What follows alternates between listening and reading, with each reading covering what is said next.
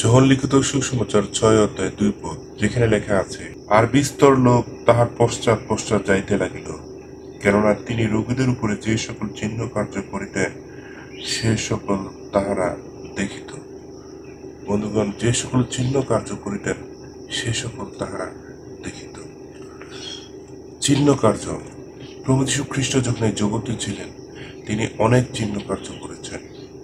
চিহ্ন কার্য করেছেন, এই চিহ্ন কার্য লোকেরা দেখেছিল। বন্ধুগণ, এই চিহ্ন কার্য, চিহ্ন কিসের চিহ্ন? এই চিহ্ন স্বর্গের চিহ্ন, স্বর্গরাজ্যের চিহ্ন। স্বর্গরাজ্যের মালিক তিনি যখন এই জগতে এসেছেন, প্রভু যীশু খ্রিস্ট। বন্ধুগণ, প্রভু যীশু খ্রিস্টকে যারা বিশ্বাস করে তাদের জীবনে দুর্ভাবনা, দুশ্চিন্তার কোনো কারণ নাই যে আমরা মৃত্যুর পরে কোথায় থাকবো, আমাদের কি হবে। কারণ প্রভু যীশু খ্রিস্ট তিনি নিজেই বলেছেন, তোমাদের হৃদয় উদ্বিগ্ন না হোক, ঈশ্বরে বিশ্বাস করো, আমাদের বিশ্বাস করো। আমার পিতার বাড়িতে অনেক বাসস্থান আছে, আমি তোমাদের আগে সেখানে যাচ্ছি, যেন তোমাদের জন্য স্থান প্রস্তুত করতে পারি। আমি আবার আসবো এবং তোমাদেরকে আমার সঙ্গে নিয়ে যাব, যেন আমি যেখানে থাকি তোমরা সেখানে থাকো। বন্ধুগণ, প্রভু যীশু খ্রিস্ট চিহ্ন কার্যের মধ্যে দিয়ে তিনি এটি প্রকাশ করতে চেয়েছেন যে তিনি স্বর্গ মর্ত্যের মালিক। বন্ধুগণ, চিহ্ন কার্য শব্দটি পবিত্র বাইবেলে 10টি পুস্তকে 40 বার আছে। 10টি পুস্তকে 40 বার আছে। আসলে কি কোন পুস্তকে কতবার আছে, সেই 10টি পুস্তকের নাম কি? যদি আমরা যাত্রা পুস্তক দেখি, যাত্রা পুস্তকে 3 বার আছে। যাত্রা পুস্তক 4 অধ্যায় 17, 4 অধ্যায় 30, 10 অধ্যায় 2 পদ। যদি আমরা গণনা পুস্তক দেখি, গণনা পুস্তকে 2 বার আছে, 14 অধ্যায় 11 এবং 14 অধ্যায় 22 পদ। যদি জিওসুয়া পুস্তক দেখি, জিওসুয়া পুস্তকে 1 বার আছে। যদি গীত সংহিতা দেখি, গীত সংহিতাতে 1 বার আছে। জিরোমিওতে 1 বার আছে। মথিতে 1 বার আছে। যোহন লিখিত সুসমাচারে 15 বার আছে। প্রেরিতে আছে 11 বার। 2 করিন্থীয়তে আছে 1 বার এবং প্রকাশিত পুস্তকে আছে 4 বার। বন্ধুগণ, এই 4 বার হচ্ছে সেই মন্দ লোকদের ব্যাপারে। প্রভু যীশু খ্রিস্ট তিনি একাই চিহ্ন কার্য করেছেন, শুধু তাই নয়, কিন্তু অনেক ভাববাদীরা করেছেন তার আগে। প্রভু যীশু খ্রিস্টের পরে তার শিষ্যরা, প্রেরিতেরা করেছেন এবং অন্য লোকেরা, অবিশ্বাসীরা, মন্দ লোকেরাও চিহ্ন কার্য করেছেন প্রভু যীশু খ্রিস্টের নামে। যদি আমরা মথিলিখিত সুসমাচার পড়ি, যদি মথিলিখিত সুসমাচার 7 অধ্যায় 22 পদ পড়ি, তাহলে এখানে দেখতে পাবেন প্রভু যীশু খ্রিস্টের নামে লোকেরা আশ্চর্য কাজ করেছে। বন্ধুগণ, এর দ্বারা কি প্রকাশ পায়? প্রকাশ পায় যিশুর নামে শক্তি আছে, যিশু নামে আশ্চর্য কাজ করা যায়। কিন্তু এই আশ্চর্য কাজ, চিহ্ন কাজ, এই চিহ্ন কাজের দ্বারা প্রভু যীশু খ্রিস্ট কি প্রকাশ করতে চেয়েছেন? লোকদেরকে সুস্থ করার মধ্যে দিয়ে কি প্রকাশ করতে চেয়েছেন? তিনি প্রকাশ করতে চেয়েছেন যে আমি স্বর্গ এবং মর্ত্যের, আমি ঈশ্বর, আমি সৃষ্টিকর্তা।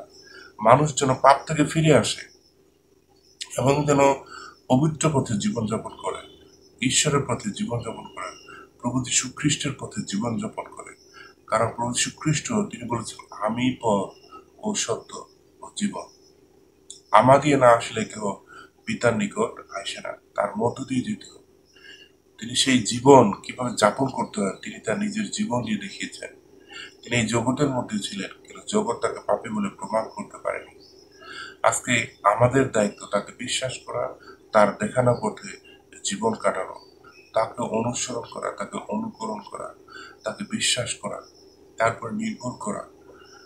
বন্ধুগণ, তিনি চেয়েছেন যেন মানুষের দুঃখ কষ্ট না থাকে, মানুষের অভাব না থাকে, মানুষের সমস্যা না থাকে, মানুষ যেন নানা রকম প্রতিকূল পরিস্থিতির মধ্যে না থাকে।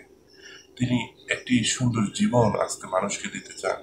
তিনি জগতে এসেছেন যেন মানুষকে তিনি জীবন এবং উপচয় দিতে পারেন। যারা তাকে বিশ্বাস করে তারা যেন জীবন পায় এবং জীবনের উপচয় পায়।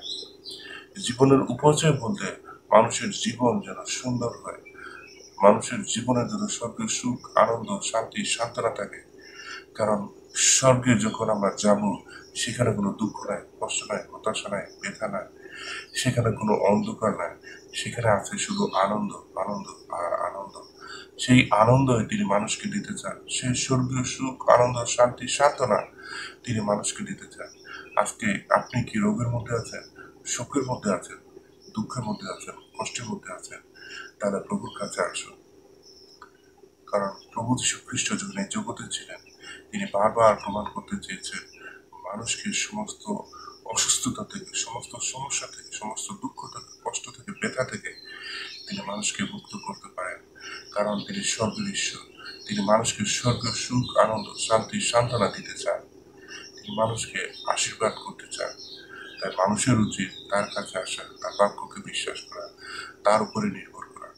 যত মানুষ তার কাছে এসেছে, তিনি কাউকে ফেরত দেননি।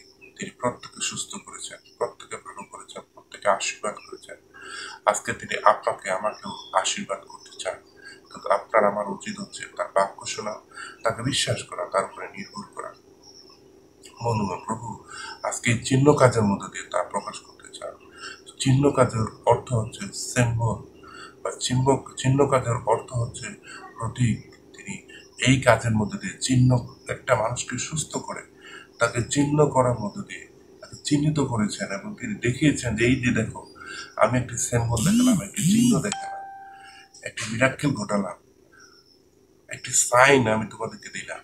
এর মধ্যে দিয়ে যেন বিশ্বাস, মধ্য দিয়ে যেন মানুষ বিশ্বাস করতে পারে তিনি জীবন্ত, তিনি সর্বেসর্বা, তিনি আমাদের নির্মাতা, তিনি আমাদের প্রয়োজন জানেন, আমাদেরকে আশীর্বাদ করতে পারেন। আজকে আপনি কি চান না এই চিহ্ন লাভ করতে, তার আশীর্বাদ পেতে, তার অনুগ্রহ পেতে, তার দয়া পেতে? যদি চান তার আসুন, প্রভুর আশীর্বাদ লাভ করে। প্রভু আজকে আপনাকে, আমাকে, আমাদের প্রত্যেককে আশীর্বাদ দান করুন। সকল ভালো